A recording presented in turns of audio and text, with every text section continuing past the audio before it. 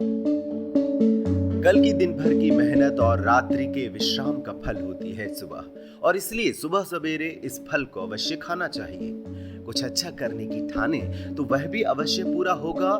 यही इस सुबह की शक्ति है। चाय के साथ कुछ अच्छा सोचिए, कुछ सुंदर सुनिए और दे इसका असर देर रात तक। नमस्कार, आज मैं आपके साथ साझा कर रहा हूँ एक सुंदर सी कहानी, सुंदर उत्तर।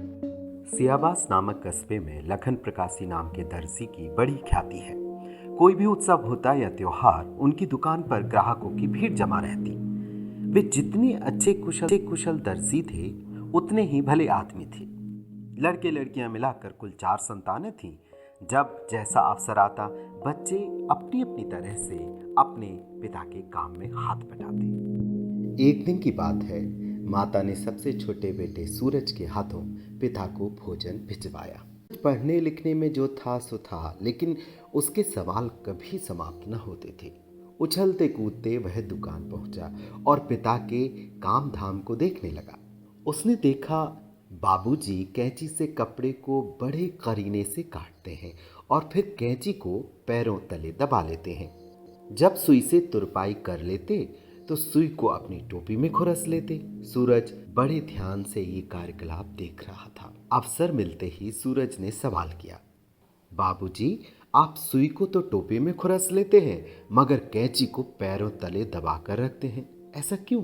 लखन अपने बेटे के कौतूहल से भरे प्रश्न को सुनकर हंस पड़े, मगर फिर उन्होंने उत्तर भी दिया, सूरज मेरे बेटे, सुई कपड़ों को सिलकर जोड़ती है, तो जोड़ने वाले का स्थान तो ऊंचा होना चाहिए, इसलिए मैं सुई को अपने सिर पर स्थान देता हूँ। कैंची का काम है काटना, काटने वाले को तो अपने काबू रखना चाहिए, अन्यथा बहुत मुसीबतों का सामना करना पड़ सकता है। इसलिए पैरों तले पूरी शक्ति से कैंची को दबा कर रखता हूँ कि कहीं किसी के हाथ न लग जाए। सूरज के होठों पर मुस्कान छा गई।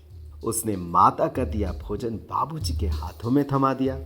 ऐसा हो सकता है कि लखन प्रकाशी ने अपने बच्चे की जिज्ञासा को शांत करने के लिए बस उसे बहला दिया हो। ऐसा भी हो सकता है कि उसे कुछ सिखाने के उद्देश्य से सुई और कैंची में एक दर्शन खोज लिया हो और सूरज को कह दिया हो। हाँ, इसका उत्तर कुछ और भी हो सकता था, मगर इस कहानी की जड़ में एक सच्चाई अवश्य है कि साधारण सी वाली बातों में भविष्य की बड़ी मुसीबतों से बचने के उपाय छुपे रहते हैं। कहते हैं ना, जो ना माने बड़ों की सीख, ले कटोरा मांगे भी।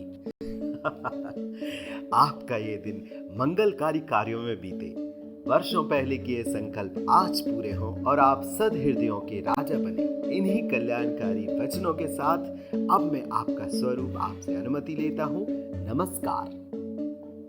अब बारी है पिछले अंक में पूछे गए सवाल का उत्तर सुनने की। ये भेजा है हमें भोपाल निवासी एक अध्यापिका श्रीमती भारती गुररिया ने। सुनिए उनकी ही वाणी में। मिश्रा जी को उनका उत्तर मिल गया। उन्होंने दृढ़ता से बेटी का हाथ थामा और बोले, चलो बिटिया, तुम्हारी सखी को मैं समझाऊंगा। पड़ा है उसकी नजर पर लोभ का जो पर्दा, उसे मैं हटाऊंगा। दिखलाऊंगा उसे एक सच्चा रास्ता, जिससे है मानवता का नाता। राह नहीं दिखलाऊंगा तो आज एक नई सखी से मिलवाऊंगा। पिता का हाथ थामे बसंती बयारसी, वह चली थी नन्ही रूपम। बिना कुछ जाने पिताजी चल पड़े थे नासमझ लालचियों को समझाने, लोभ रूपी दानव से मुक्ति दिलाने। अब उनका मन रुई सा हल्का होने लगा था और अस्ताचल में सूरज फिर जगमगाने लगा था।